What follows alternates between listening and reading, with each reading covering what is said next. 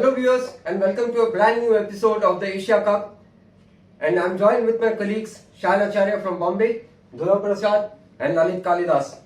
In this episode, we are going to talk about India's brand new approach towards T20.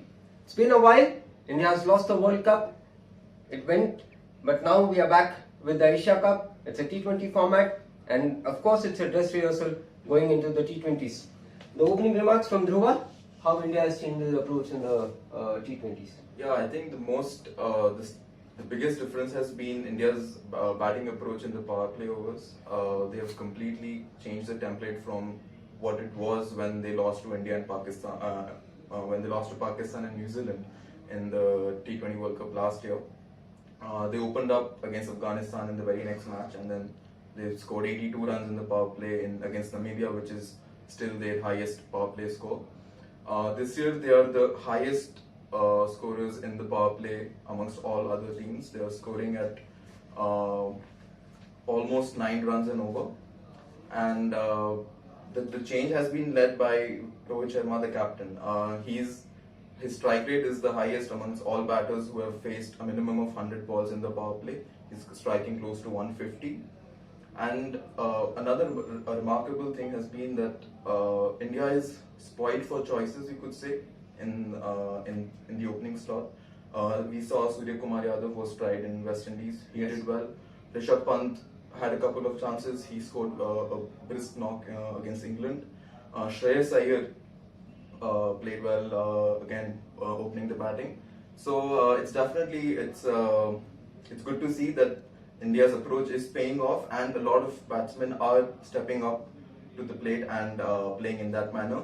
And this also puts less pressure on the middle order, because once you're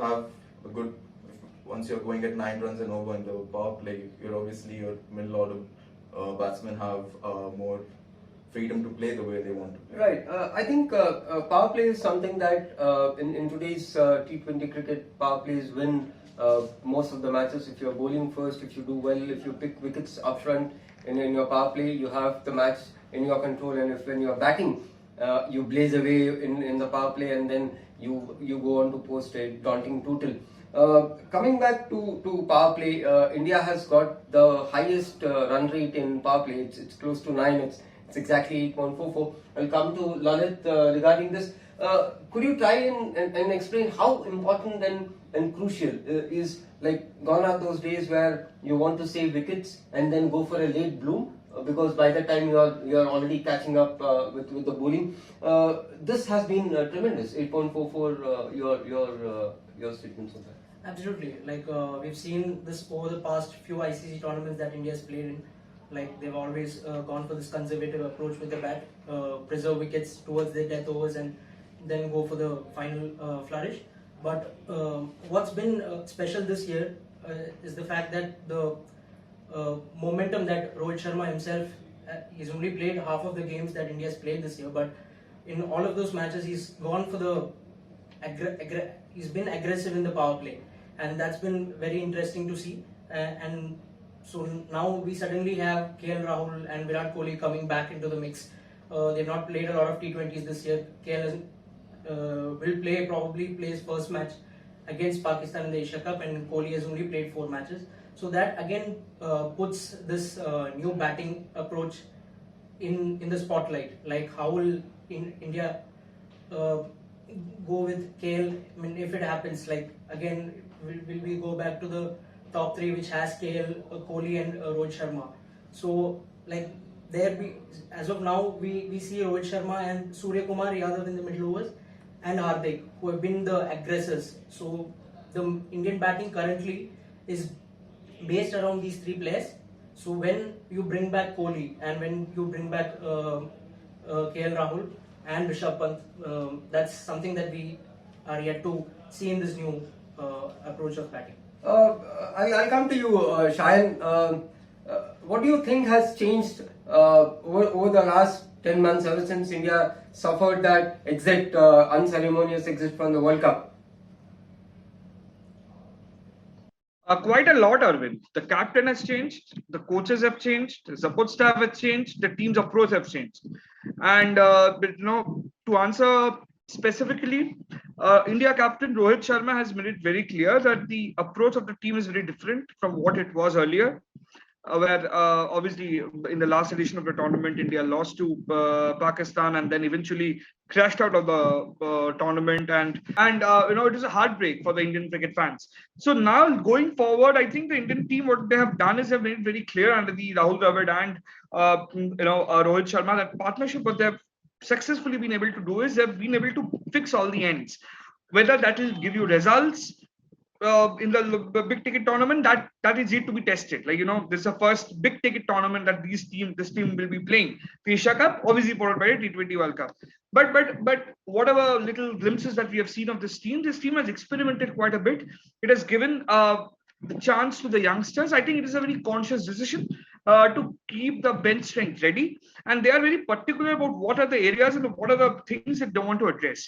Right. Having said that, what interests me in this particular Asia Cup for the Indian team is the bowling department, and for obvious reasons, because this is for the first time to be a test for the youngsters like Arshdeep Singh and Avesh Khan. Yeah. Because okay, we'll have a Bhuvneshwar Kumar, you'll have a Jasprit Bumrah.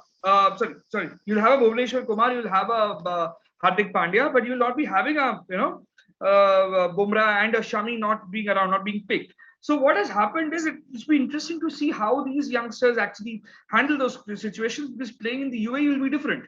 The temperatures would be anywhere between 48, 47 degrees. Yeah. And that days can be even hotter. So keeping that in mind, it'll be interesting to see how it challenges. But definitely what India has done successfully over the last few months, results, victory, defeats aside, what it has successfully managed to do is it is planning to bring that role clarity for the players. Right. Now you're not fighting for clarity. I mean, you're not running pillar to post thinking, oh, who will bat at number 4, who will bat at number 3, who will come down the order, who will open the thing. Now that is fixed. Of course, prelude to the World Cup, there will be a few changes, keeping in mind how the injury concerns are and all that in mind. But for me, this is the very important part. Indian team, after a long time ahead of a tournament, looks pretty sorted. I mean, Right. Obviously there will be some concerns here and there. Bowling, of course, is an area of experiment that the team is doing. But I think these are the small things, and if they can successfully overcome this, Right. it'll be good. Right. Coming back to the opening remarks of, we are talking about the power play, we are talking about an approach. India, of course, have tried Rishabh Pant as an opener. Would you like a left-right going in, or would you go with KL and Rohit with Virat slotted at 3? Yeah, actually looking at the way Dinesh Karthik and Hardik Pandya have been playing at 5 and 6, promoting Rishabh Pant to the opening slot wouldn't be a bad idea. It would obviously give you the left-hand, right-hand combination, and at the same time unleash Pant's natural game. He can clear the 30-yard circle very easily, and when the fielders are in, I think Pant could be a good option up top. Lalit, would you like to do an experiment, or you want Rahul and Rohit and Virat at 3? So that's a couple of 2 spots there. Where would KL Rahul bat and where would Virat Kohli bat? Exactly, because that is one thing that all of us have been talking about, is the return of KL Rahul. He hasn't played much of cricket of late. Was injured, unfortunately, but is now back with the Zimbabwe series. But the point is, if we slot in KL as an opener and with Virat not that in good touch, what permutation and combinations are you looking at? So that's where the challenge comes, and that's what we're hoping to see in the Asia Cup. So if Kohli slots as the opener alongside Rohit Sharma, and you could have, I think Surya Kumar Yadav has mostly sealed a spot at number 4. Yeah. So I think the second opener and the number 3 position, that's where the battle would be between Rishabh Pant, KL Rahul and Kohli. I mean, how would the team combination, team management want them to place them? So I think that's where the challenge will be, and that's what we'll be able to see in the Asia Cup. Since the 2021 World Cup, India have played 24. They have won 19, lost just 4 matches.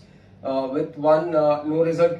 Shayan, given the numbers, we are backed by numbers. Is India have got that winning percentage more? Would you like to tinker around the combinations, or how would you like the Indian team to go about it? Look, Arvind, like I said, I think I don't see too much of tinkering happening, to be honest, because obviously the bowling part I'm not counting with there. Obviously, if Bumrah is fit, then obviously Bumrah and Shami will be considered for a T20 World Cup. We would like to believe. But apart from that, I think as Rohit also pointed out recently, about 80 to 90% of your team is set. So there you don't see a change in combination until, of course, there are injury issues. Injury, I mean, something that's beyond anyone's control. I think what combination you see in Asia Cup, at least 80 to 90% of that will be reflecting in the T20 World Cup. So I don't think India will go into too much of tinkering. And those who have followed Rahul Dravid's tenure as a coach so far would agree that just like he's playing there, he believes in taking the safe shots because he has always played according to that copybook. He has not experimented too much when the series is at stake or a tournament is at stake. Okay, first, I think the approach has been very simple, and that's I think even the senior players agree with him. Is that whenever you first try to aim for the series victory, in that case, of course, in this case, of course, go to the finals and then see how it goes. So I think this is a similar approach India is going to take. I don't think, unless, like I said again, injury is something that you can't predict. If that doesn't happen, I don't see too much of changing happening. Rohit and Rahul back, then you have too much of options there. You have a Surya Kumar Yadav, you have the Deepak Hooda, I think, who's pretty consistent. I mean, at this point of time, I can't think of anyone better than Hooda at that position. Okay, there'll be debates on several other cricketers, but I think this is the combination it looks like. Obviously, Pant, and then it goes on. Right. We have spoken about the batting, the opening combinations, the middle order. What about the bowling? Bowling has been one of India's strength of late, and thanks to the large pool of fast bowlers that Bharat Arun and Ravi Shastri have created, and with Rahul Dravid and his support staff also doing the same thing. Spinners especially, in fast bowling we have Bumrah, we have Shami who was teaming in. What would be a role of an Ashwin, or what would be a role of a Chahal? Dhruva, your take on that? Yeah, I think it'll be interesting to see if India goes with two spinners in UAE. You obviously have Hardik Pandya as the fourth seamer, but yeah, definitely Chahal is a no-brainer.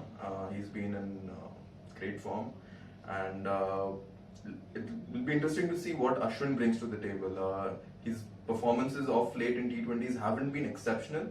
He's been economical, not gotten too many wickets. Ashwin will be interesting talking point.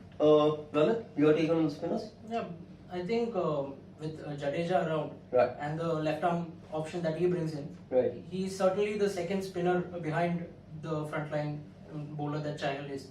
So, apart from that, we'll have three pacers, and Hardik could be the third pacer. So, apart from that, we'll have Bhuvneshwar, and I think Arshdeep or Avesh will be the second seamer, and that's how I think the bowling would go in this Asia Cup at least. The biggest advantage currently what India has is the return of Hardik Pandya. He was the one last year around 10 months down the lane. He wasn't sure, he wasn't fit, but then the IPL he turned things around. Shayan, the importance of an all-rounder like a Hardik Pandya who has turned things so beautifully, how would he lend that balance in this Indian team, and how crucial will be his 4 overs?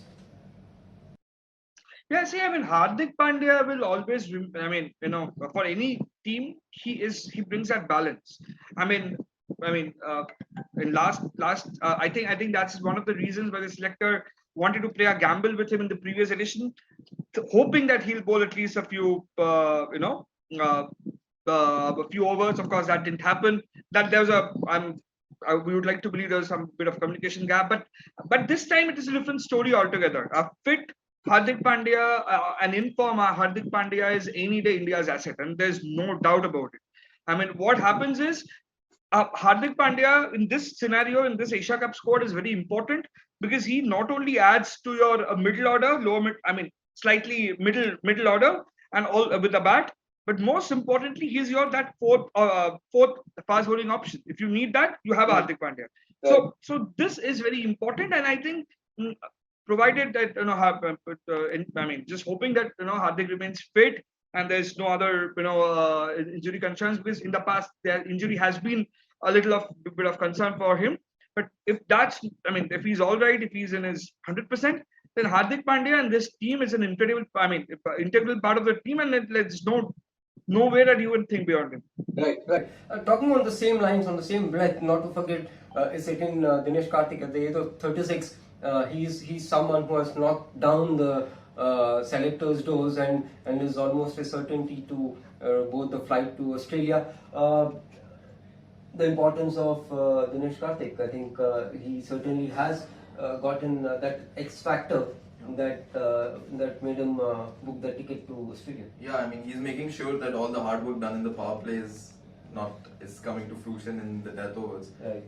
India again has been going at a great click in the death overs, almost 12 runs and over. Yeah. And with him and Hardik Pandya finishing off the innings, he had those two brilliant knocks, once against South Africa, which when he scored that 50 for 15 years after his debut, and then again another 41 of 19 against West Indies. Right. I mean, Dinesh Karthik is pretty much a game changer. Right then, we are all buzzing with Asia Cup. The tournament is just about to start on the 27th, 28th. We have the big match of India versus Pakistan. The build-up is on, and before we wrap up, one final thought from Shayan. Of course, it's a very important tournament heading into the World Cup.